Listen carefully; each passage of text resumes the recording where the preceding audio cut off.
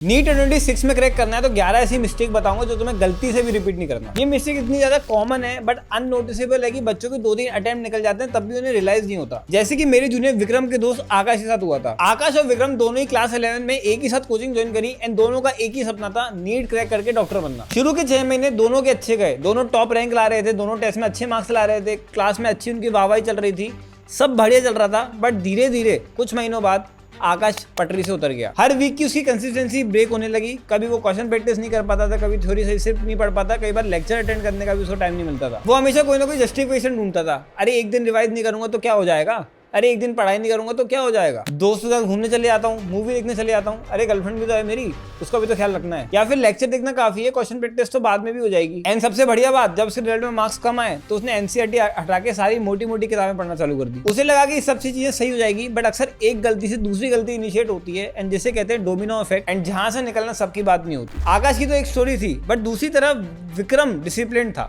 उसे पता था कि अगर उसकी एक बार लेट उठ गई तो वो डिमोटिवेशन के एक लूप में चले जाएगा एंड फिर नीट की तैयारी करने का उसका मन भी नहीं करेगा। इट इज सेम लाइक तुम बायोलॉजी में पढ़ते हो positive feedback and negative feedback mechanism. Positive feedback मतलब कोई चीज अच्छी हो रही है तो तुम और ज्यादा कोशिश करते हो कि तुम और अच्छे मार्क्स लाओ और टॉपर बन जाओ। एंड नेगेटिव फीडबैक मतलब तुम्हारे हर टेस्ट में मार्क्स कम आते आ रहे, तुम धीरे धीरे मन भी बना लोगे कि मुझे डॉक्टर नहीं बनना है या मैं नहीं कर पाऊंगा, पर शायद असली में तुम कर सकते हो। रिजल्ट वाले दिन विक्रम को अपना ड्रीम कॉलेज मिल जाता है और आकाश अपनी ड्रॉप की तैयारी कर रहा होता है, उसकी वीडियो देख रहा होता है। एंड रिमेंबर दोनों ने एक साथ स्टार्ट किया था बट एंड एक साथ नहीं कर पाए बिकॉज कहीं ना कहीं बीच में विक्रम ने कुछ ऐसी सही चीजें करी और आकाश ने कुछ ऐसी गलतियां करी जिस वजह से वो आज यहाँ पर है। तो आज मैं तुम्हें कुछ ऐसी ही गलतियों से अवगत कराने वाला हूँ जिससे कि तुम आकाश ना बनो बल्कि विक्रम बनो और सिलेक्शन लेके डॉक्टर बनो। तो hi friends, doctor Parth Goyal, I have cracked NEET with already rank 223 and पिछले 7 साल से मैं बच्चों को गाइड कर रहा हूँ। एंड मुझे पता है कि क्या तुम वो गलतियां करने वाले हो जिसकी वजह से तुम्हारा नीट क्रैक नहीं होने वाला है। वीडियो मूवी की तरह मत देखो बल्कि पेन पेपर लेके बैठो एंड लिखते जाना जो भी गलतियां मैं बता रहा हूँ इसको चिपका लेना जिससे कि तुम्हें रिमाइंड रहे कि मुझे ये सब चीजें नहीं करनी है। शुरू करते हैं पहली मिस्टेक से,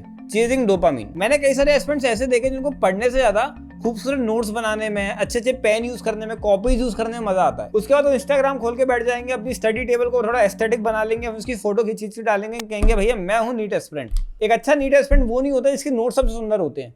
एक अच्छा नीट एस्पिरेंट वो नहीं होता जिसकी टेबल सबसे सुंदर होती है।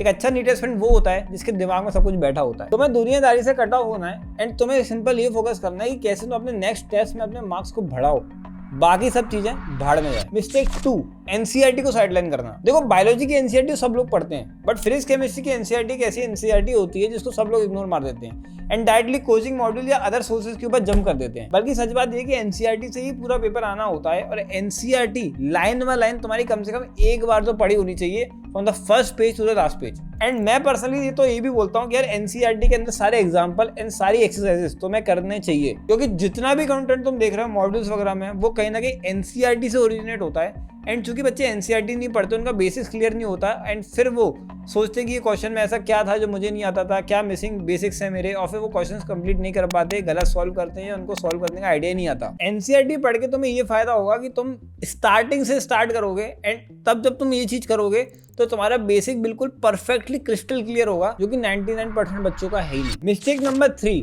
सिर्फ रट्टा मारना। ये गलती फिजिक्स और फिजिकल केमिस्ट्री को बर्बाद कर देती है। तुम सोचते हो फिजिक्स क्या है, बस फॉर्मूले रट लेंगे एंड उनका कुछ कॉम्बिनेशन लगा के किसी भी तरीके से किसी क्वेश्चन में घुसेड़ देना है एंड फिजिक्स हो गई। बेटा ऐसा कुछ भी नहीं है। जब तक तुम फिजिक्स की कॉन्सेप्ट उसकी तह तक नहीं जाते, उसको बेसिक से नहीं समझते, तुम्हारी फिजिक्स नहीं होगी।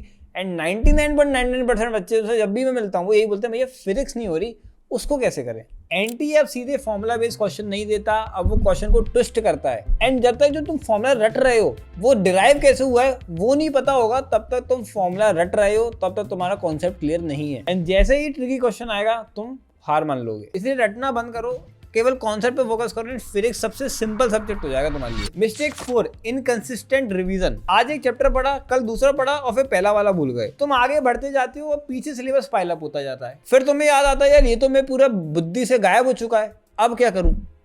एंड फिर तुम बैकलॉग के ऊपर वीडियो सर्च करते रहते हो एंड फिर तुम्हारे को कुछ भी समझ में नहीं आता। तो मैं एक छोटी सी स्टोरी सुनाता हूँ। जब मैं एमबीबीएस फर्स्ट ईयर में आया था तो मेरे एक सर थे कि बेटा ऐसा है, आज जो मैंने तुम्हें पढ़ाया है वो तुम्हें आज पढ़ना है, कल जब मैं तुम्हें पढ़ाऊंगा तो कल तुम्हें आज का भी पढ़ना है और कल का भी पढ़ना है, परसों जब मैं तुम्हें पढ़ाऊंगा तो परसों तुम्हें आज का भी पढ़ना है, कल का भी पढ़ना है, परसों का भी पढ़ना है। मतलब कि पीछे का तुम्हें रिवाइज करते रहना है। जब तक वो तुम्हारे बुद्धि में सेट नहीं हो जाता हमेशा के लिए। तुम ये मत सोचो कि तुमने आज ये चैप्टर पढ़ लिया तो कंप्लीट हो गया, नहीं, तुम उस चैप्टर को 7 दिन बाद भूल जाओगे, कि तुम्हें याद नहीं रहेगा। इसलिए तुम्हें जब भी कुछ नया पढ़ो उसके अगले दिन उस पर्टिकुलर टॉपिक को फिर से पढ़ो, उसके अगले दिन फिर से पढ़ो, एंड फिर हफ्ते के एंड में पढ़ो, तब तुम्हें वो टॉपिक बार बार स्पेस रिपीटेशन के थ्रू याद हो जाएगा। मिस्टेक 5, PYQs को आखिरी के लिए छोड़ना। ये गलती मेरा छोटा भाई भी करता था, जिसके 360 आए थे बायोलॉजी में एंड 680 मार्क्स आए थे नीट में, एंड मैं उसको बोलता रहता था भाई PYQs कर ले, बहुत इंपॉर्टेंट है, एंड वो करता नहीं था। उसे लगता था ये तो फालतू चीज है। अंटिल जिस दिन नीट का एग्जाम था, मैं बायो एक लेके बैठा था एंड जितने भी रेड मार्क क्वेश्चंस हैं, मतलब कि जो PYQs हैं, वो उसे पढ़ा रहा था। एंड फिर वो 1 घंटे की एक प्रैक्टिस ने, जिस दिन वो नीट का एग्जाम देने गया, उस दिन एक ऐसा क्वेश्चन फंसा नीट के पेपर में जो कि मैंने सुबह ही सुबह उसको रिवाइज कराया था, एंड वो वैसे भूल चुका था, बट क्योंकि मैंने रिवाइज कराया उसका वो क्वेश्चन सही हुआ, एंड 355 की जगह उसके 360 मार्क्स आए, परफेक्ट स्कोर आया था। इसके बाद जब उसने बायो हैक में वो PYQs चढ़ाया, तब उसको पता चला कि ऑलरेडी 70-80% रेड मार्क क्वेश्चन ही फिर से आते हैं नीट के अंदर। मतलब कि साहब 70% जो भी क्वेश्चन नीट में आ रहा है बायोलॉजी का स्पेशली, वो रिपीट है, वो पहले आ चुका है किसी दूसरी तरीके से। एंड अगर तुम PYQs को सीरियसली नहीं लेते और चैप्टर खत्म होने के बाद PYQs ढंग से नहीं लगाते, तो तुम अपनी जिंदगी की सबसे बड़ी गलती कर रहे हो। एंड ध्यान रखना, तुम्हें भले ही बेसिक एडवाइस लग रही हो, लेकिन 90% बच्चे खुद को ओवर स्मार्ट समझते हैं एंड PYQs नहीं करते, क्योंकि वो तो ईजी होते हैं ना, सभी कर लेते हैं। बेटा ऐसा नहीं है। 6, टेस्ट पेपर्स को सीरियसली नहीं लेना। इसमें 2 तरह की गलती होती है। पहला, टेस्ट नहीं देना डर की वजह से कि कम मार्क्स आएंगे।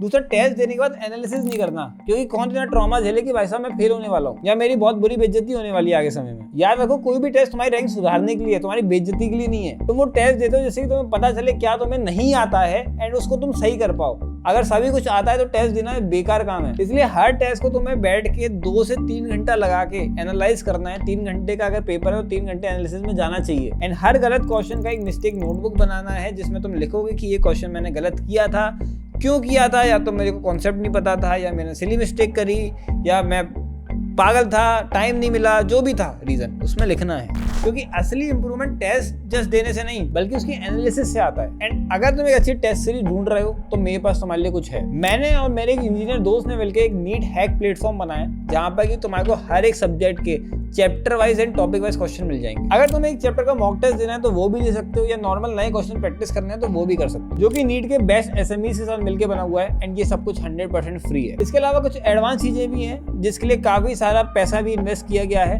तो ऑब्वियसली वो फ्री नहीं हो पाती हैं, जो कि है टेस्ट पेपर की टेक्नोलॉजी के अंदर AI डालना। इस टेस्ट सीरीज के अंदर तुम्हें शॉर्ट एनालिसिस मिलेगा, मतलब कि तुम्हारी स्ट्रेंथ, वीकनेस, अपॉर्चुनिटीज और थ्रेट्स तुम्हें पता चल जाएंगे, जैसे कि तुम क्लियर कट समझ पाओगे तुम्हारे कौन से टॉपिक्स वीक है। साथ ही तुम्हारे को AI तुम्हारे परफॉर्मेंस के बेसिस पे पर्सनलाइज क्वेश्चन रिकमेंड करेगा एंड सॉल्यूशन भी AI देगा, जिससे तुम्हारे को सब कुछ क्लियर हो जाएगा। इसमें 12 पार्ट टेस्ट है एंड 12 फुल सिलेबस टेस्ट है। एंड जब तुम टेस्ट दोगे तो तुम्हारे पास 2 ऑप्शंस होंगे, तुम 2.5 आवर्स का भी टाइम ले सकते हो या फिर 3 आवर्स का भी टाइम ले सकते हो। मैं कहूंगा कि हमेशा 2.5 आवर्स वाला ऑप्शन सिलेक्ट करना, क्योंकि तभी तुम रियल एग्जाम में टाइम पे पेपर कंप्लीट करने की आदत डाल पाओगे। इसी के साथ इसके पेड वर्जन में टेस्ट सीरीज के साथ साथ तुम्हें अनलिमिटेड क्वेश्चन बैंक भी मिलेगा, मतलब कि अगर तुमने पूरे क्वेश्चन सॉल्व कर लिए तो 100% रिफंड गारंटी। एंड ये सब तुम्हें मिलेगा सिर्फ 399 में। तो जाके कि तुम टेस्ट सीरीज ज्वाइन कर सकते हो, ऑलरेडी पिछले हफ्ते लॉन्च हो गई थी। नीचे डिस्क्रिप्शन बॉक्स में तुम्हें लिंक मिल जाएगी। अब आते हैं मिस्टेक नंबर 7 पे, जो कि है प्रायोरिटीज को गलत सेट करना। ये एज एक ऐसी एज होती है जहाँ पे डिस्ट्रैक्शन बहुत है। क्रश, रिलेशनशिप, दोस्तों के साथ पार्टीज, घूमना फिरना, सबका मन करता है, जो कि गलत नहीं है। बट याद रखना, तुम एक बड़े मिशन को चूज कर रहे हो, तुम डॉक्टर बनना चाहते हो एंड तुमने एक बहुत बड़ी चीज को फोकस बनाया है, जिसमें ये सब चीजें नहीं आ पाएंगी। क्योंकि याद रखना, इतिहास में जिन भी लोगों ने कुछ बड़ा काम किया है वो इन सब चीजों से हमेशा दूर रहे, बिकॉज इन सब चीजों को करते हुए कुछ बड़ा करना जिंदगी में ये नहीं हो पाता। अगर नीट तुम्हारी प्रायोरिटी है, तुम्हारे को एक अच्छा मेडिकल कॉलेज में जाना प्रायोरिटी है, एम्स तुम्हारी प्रायोरिटी है, तो याद रखना बाकी सब तुम्हारी प्रायोरिटी नहीं हो सकती। बिकॉज एक सिंपल सा कोट है, if you do not sacrifice your dream became the sacrifice. तो कुछ ना कुछ सेक्रीफाइस तो होना ही है। मिस्टेक नंबर 8, नींद को सेक्रीफाइस करना। देखो, मैं तो अपनी नींद सेक्रीफाइस करके वीडियो बना रहा हूँ, लेकिन तुम अपनी नींद सेक्रीफाइस करके पढ़ाई नहीं कर सकते। ये एक कॉमन मिथ है कि कम सोएंगे और ज्यादा पढ़ेंगे। बिकॉज जब हम पढ़ाई करते हैं तो हमारे ब्रेन को एडिक्वेट रेस्ट चाहिए होता है, तभी चीजें हमारे दिमाग में स्टोर हो पाती है, नहीं तो वो सब हवा में उड़ जाती है। तुम अगर कम नींद में लेक्चर देखोगे या कुछ भी टॉपिक पढ़ोगे तो तुम्हारा फोकस नहीं हो पाएगा, तुम उसके डीप कॉन्सेप्ट को नहीं समझ पाओगे एंड फिर तुम्हारे क्वेश्चन सॉल्व नहीं होंगे, तुम्हें लगेगा तुम किसी लायक नहीं हो एंड फिर कुछ भी नहीं होने वाला है। तो याद रखना, पढ़ाई के घंटे का भी मत गिनना, देखना तुमने कितने पेजेस पढ़े हैं एंड अपनी नींद 8 घंटे की प्रॉपर लेना। मिस्टेक नंबर 9,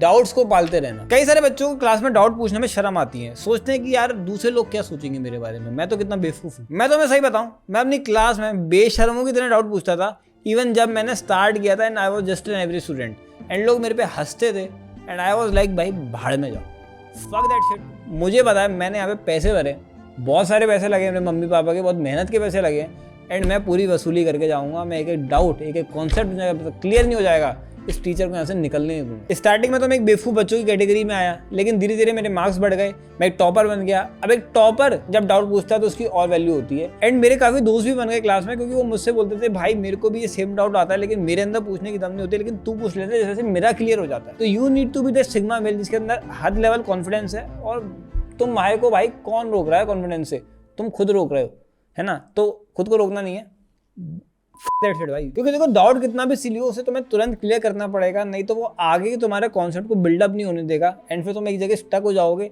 जिससे आगे तुम बढ़ नहीं पाओगे, एंड फिर तुम रटने की कोशिश करोगे फिजिक्स को, केमिस्ट्री को, जो कि तुमसे होगी नहीं, एंड फिर तुम एक बहुत बड़े लूप में चले जाओगे जिससे तुम्हारा नीट क्लियर नहीं होगा। मिस्टेक नंबर 10, बिना स्ट्रेटेजी के पढ़ना। तो में से कई सारे ऐसे बच्चे जो सोचते हैं कि हमें बस एक बार सिलेबस पढ़ लें, क्वेश्चन प्रैक्टिस करने की जरूरत नहीं है, एक बार सब कुछ पढ़ लिया तो दिमाग में तो आ ही गया होगा, पेपर में भी सॉल्व कर लेंगे। ऐसा कुछ भी नहीं होता है। चीज़ों को पढ़ना अलग, समझना अलग होता है, एंड क्वेश्चन में कैसे अप्रोच करना है वो एक पूरा डिफरेंट स्ट्रेटजी होती है। एंड अगर तुम थ्योरी पढ़ने के साथ साथ क्वेश्चन प्रैक्टिस नहीं करोगे तो फिर तुम किसी काम के नहीं बचोगे, क्योंकि थ्योरी पढ़ने के बाद तो तुम उसको भूल भी जाओगे वैसे भी, एंड क्वेश्चन प्रैक्टिस नहीं किया है तो तुम्हारे को पता भी नहीं है कि तुमने पढ़ा क्या था, एंड अल्टीमेटली सब कुछ जीरो हो जाएगा, क्योंकि तुम लेक्चर को लेक्चर की तरह नहीं मूवी की तरह देख रहे थे। इसलिए प्रॉपर स्ट्रेटेजी होनी चाहिए किसी भी चैप्टर को अप्रोच करने के लिए। दैट इज, पहला तुम लेक्चर देखो या तुम पहले एनसीईआरटी पढ़ लो, उसके बाद तुम एमसीक्यू प्रैक्टिस करो, उसके बाद तुम पीवाईक्यू प्रैक्टिस करो, एंड उसके बाद तुम रिवीजन करो जो भी तुमने पढ़ा है, तब जाके एक चैप्टर कंप्लीट होता है। मिस्टेक नंबर 11, सिर्फ रिजल्ट पे फोकस करना। नीट की प्रिपरेशन करते समय हम 100% रिजल्ट पे फोकस होते हैं कि भैया टेस्ट में मार्क्स अच्छे आ गए तो बढ़िया हो रहा है, और नहीं आए तो भैया बहुत बुरी हालत है। पर इस चीज में एक झोल है। झोल ये है कि जब भी कोई भी टेस्ट होता है तो यार ये चीजें ऊपर नीचे होती रहती हैं। हो सकता है तुमने बहुत पढ़ा हो लेकिन मार्क्स कम आ जाए, कम पढ़ा हो मार्क्स ज्यादा आ जाए। इसका मतलब ये नहीं होता है कि तुम पढ़ाई उस हिसाब से देखते रहो। रिजल्ट को अपने एक साइड रखो, उसको अपने एक कॉन्शियस माइंड से अलग रखो, एंड जो तुम डेली यहाँ पे डाल रहे हो ना टेबल पे बैठ के, जो फोकस कर रहे हो उसको अपना टॉप प्रायोरिटी रखो। एंड पढ़ाई केवल बस तुम नंबर लाने के लिए, डॉक्टर बनने के लिए मत करो यार। पढ़ाई करो पढ़ाई करने के लिए, मतलब कि उसको एंजॉय करो प्रोसेस को। बिकॉज जब तुम उस पढ़ाई को ऐसे देखोगे कि यार इसको मेरे को जानना है, I want to learn about nature, I want to learn about physics, how things work, I want to learn about chemistry की किस तरह से केमिस्ट्री काम करती है, देन जो तुम्हारा पर्सपेक्टिव होगा वो ये नहीं होगा कि तुम्हें कैसे तो भी करके ये सारी चीज़ें लगानी है, उस दर्द से बाहर निकल के फिर घूमने जाना है या मूवी देखने जाना है। तुम्हारा ये फोकस होगा कि आई लव दिस थिंग ना, मुझे यही करना है, मुझे और कुछ करना ही नहीं है, मुझे इसी में मज़ा आ रहा है। Then you will become a topper, not just a doctor. फिर तुम्हारे मार्क्स कम भी आएंगे तो इट्स ओके, मैं तो पढ़ने के लिए पढ़ रहा हूँ ना, मैं जानने के लिए पढ़ रहा हूँ, मुझे बाकी चीज़ से थोड़ा बहुत फर्क पड़ता है, बट इट्स ओके। तुम्हारा फोकस रिजल्ट पे नहीं, प्रोसेस पे होना चाहिए। रैंक कभी भी एक दिन में नहीं बनती। मेरी 2023 IR एक दिन पढ़ के नहीं आई थी, मैं 2 साल से पढ़ रहा था, कंसिस्टेंटली डेली पढ़ रहा था, प्रॉपर स्ट्रेटेजी के साथ पढ़ रहा था, तब जाके तुम इतना हाई लेवल ऑफ रैंक, एक एक्सेप्शन अचीव कर पाते हो। एंड ये प्रोसेस इतनी डरावनी, इतनी दर्दनाक भी नहीं होती यार। तुम बस जो कर रहे हो उसको करते रहो and start to enjoy the process, that's it. Life में जितनी बड़ी चीज़ें अचीव करनी है ना, वो धीरे धीरे ही होती हैं, एकदम से कुछ भी नहीं होता। बाकी बताओ सब बढ़िया चल रहा ना? अच्छा ये वाली वीडियो देख लेना, फिजिक्स की स्ट्रेटेजी, कैसे फिजिक्स में तुम अच्छे मार्क्स ला सकते हो। मिलते हैं नेक्स्ट वीडियो, तब तक के लिए बाय, बचाते रहो।